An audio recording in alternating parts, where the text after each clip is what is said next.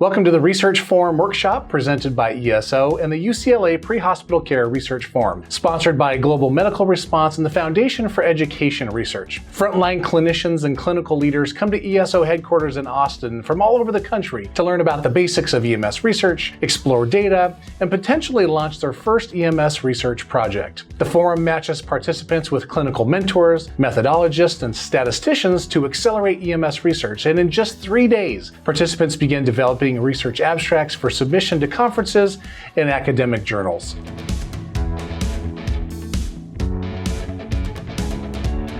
I applied because I've taken kind of amateur stabs at research in my own agency, but I kind of want to make it more legit and work with more of a national framework. I've never done EMS research before, and I thought this was a great ability to meet with experts in the field of EMS research and learn how I can better myself as a provider and my department, my state, my area. I'm hoping to get a kind of intensive, immersive run through how a research project works, and I'm hoping to kind of see what ESO is all about. It's really kind of a threefold thing. We've got a gift from those that allow us to have the collaborative. We've got our mission as an organization to improve community health and safety through the power of data, so we need it out in an instruction format.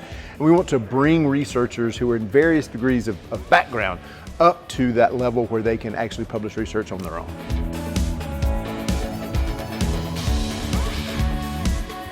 I think it's a total gem. I think that more people should know about it. I've met so many interesting people. I've been starstruck, throughout the whole conference. So I've had a really good time. This is an incredible professional process to go through, and it'll absolutely help you get to the point you want to get to if you're interested in EMS research.